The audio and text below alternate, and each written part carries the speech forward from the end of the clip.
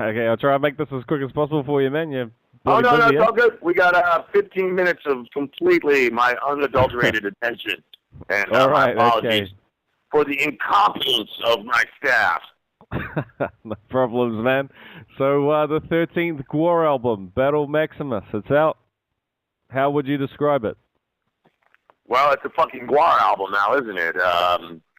Hard to describe your own shit. You know, it's like being an artist. You're very close to it. You know, it's hard to like. It's hard for me to really understand what it's all about. I made the music. You know, it's like it would be difficult for me to just sit here and just go, oh, it's so fucking great, it's so awesome. And then I remember that I'm in GWAR, and of course that's what I'm going to say. So fucking A, yeah, Battle Maximus. Fucking maybe a return to our slightly more thrash metal roots. A huge comeback album for us after the tragic loss of Flatus Maximus, and sets the stage for a whole new bloody chapter in the history of GWAR. And so far it seems to be getting a great reaction, and we can't wait to start our gigantic worldwide tour on Monday. It's so heavy, man, and so much heavier these days. You know, you look back on the, Have You Seen Me and all these sort of jazzy songs and more comedy-oriented songs. You don't really get that these days with GWAR. It's still in the lyrics there, but it's not really at the forefront like it used to be. Well, yeah, I mean, we're challenging ourselves as musicians. I mean, we really kind of, when we were starting GWAR, I mean, it definitely did start as a joke. We were just a bunch of fucking art students, and apologies to anyone who thinks that, I'm just in the Oderus character all the time. No, sometimes Oderus' human slave, Dave Brockie, actually will have a thing or two to say. But, we really wanted to, we started out, kind of a thrash metal punk band. Really the only people I could get to play in the band back then were punk rockers, because all the guys that were playing metal, if you remember, like those years when, in those early years when GWAR was starting, like hair metal was what was really big. Bands like Metallica and Slayer really hadn't come out yet, or they really hadn't gotten a lot of attention yet. So metal was going through this period of just extreme awfulness. And the only metal guitar guys I could find were dudes who were way more interested in getting their dick sucked than piling on 60 pounds of fucking latex rubber and getting out there and acting like a fucking monster and getting shit all over their equipment every night. So, I mean, GWAR's music was kind of defined by the musicians that we had in the band. And, until GWAR started to get some success, we were just getting people in the band who basically, would do it for a little while and then bail. Then that kind of changed on Scum Dogs. We solidified our lineup, and it started going in a more metal direction. But then we had a bunch more lineup changes, and there were several albums that were just kind of all over the place. And a lot of people have hinted that, you hate those records, or we hate those records, or we love those records, or whatever. I just see it as part of our musical development. And then, when we got Corey Smoot in the band, who played the character Flatus, he was definitely instrumental in kind of leading the charge of GWAR back into the more metal pantheon, which is where I had always felt that GWAR should be.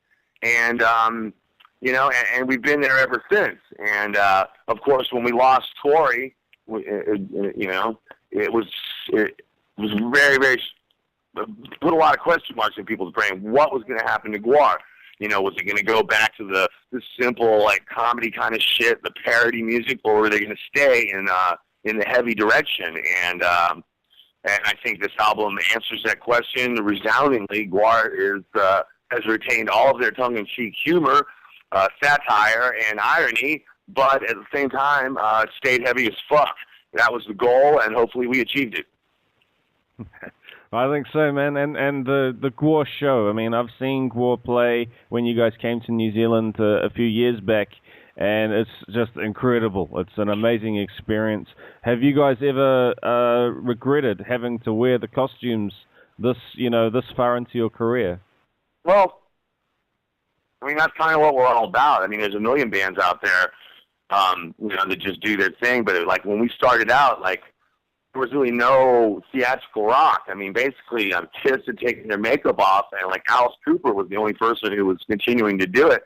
I've always felt that that's like a really important part of the whole music scene. You know, the whole theatrical element of metal. You know, it's legendary, and I really wanted to combine, you know, I wanted to bring back that theatrical kind of feeling to metal, but at the same time, I wanted to inject it with, you know, a lot of social and political commentary, and you know, so the costumes are an integral part of that, and it's kind of, you know, that's what we do. You know, do I regret it at any point in my career? Absolutely not. It gives me the ability as an artist to kind of, you know, transform myself into another personality that can literally get away with murder. And even though there certainly is, it makes it a little more difficult to you know, it's a hard band to be in, that's for sure. But it's opened way more doors than has closed for us. You know, it secured our status as the legendary members of the metal community, and absolutely no regrets. You know, nothing but joy and and a little bit of a confusion that people would tolerate us hanging around for so long. The show was awesome, man, and you guys looked monstrous, like huge on stage. When I remember when you guys walked on stage, when I saw you, just massive. And I wish that you could be a member of your own audience to experience it, because there's nothing like it. Yeah, I mean, that's the only, if there's any regret that I have from being in GWAR, it's that I will never get to experience a GWAR show. I'd even, like, run out in the audience. I remember one time we played in Prague, and it was one of those bizarre shows that nobody came to. And so I actually, like, ran out on stage, out in the audience, and kind of was checking it out. But, hey, they didn't have a lead singer then. So, unfortunately, I will never be able to see GWAR from the audience's point of view. But I'm pretty sure it looks pretty awesome. Yeah, man. What's it like doing this Holliston TV show with Dee Snider? And this it has never aired in New Zealand, but I've seen little snippets online. What's it like doing a TV show? It's really cool. You know, I've done a lot of, like, interview shows, but this is a total different animal. This is a sitcom. And, you know, I got the total, like, movie star treatment, you know. They flew me out there first class. They got me a killer pad to hang out with, to hang out in. And, you know, and we worked on a really awesome professional soundstage. I mean, I believe they were filming Underworld 2 when we were doing one of the seasons. So I got to watch Kate Beckinsale walk around in those fucking ridiculously tight leather pants of hers.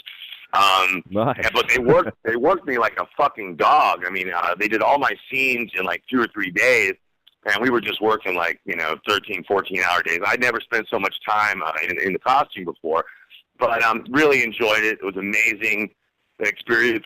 Dee is awesome. He's one of my childhood heroes, and happy to say now that he's become my friend. And, you know, all those people on that show are just tremendous. Adam, Joe, Corey, Laura Ortiz. I mean, I made some really great friends. We got 2 seasons out of it. It's still up in the air as whether we're going to get another one, so we'll see. But it definitely has like a kind of a cult following, and I really don't think there's ever been a show anything quite like it before. So hopefully it will continue. Awesome.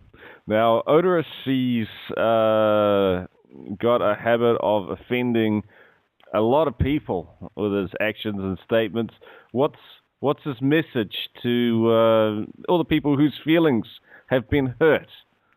Oh, fucking lighten up and grow a pair. I mean, for God's sake, GWAR is a comedy act. We're a parody act. We like to take on, you know, things that we see in society that are fucked up, bring them out on stage, and kick the living shit out of them. In a way, I kind of almost see GWAR as like poor man's justice, because, you know, we all know that the elite, that 1% of the world that owns 99% of the world's resource, you know, we know that they're never going to pay for their crimes, and probably GWAR is the closest thing to justice that the common man will ever get for these corporate fucks. And, you know, so I believe that we are providing a community service in many ways.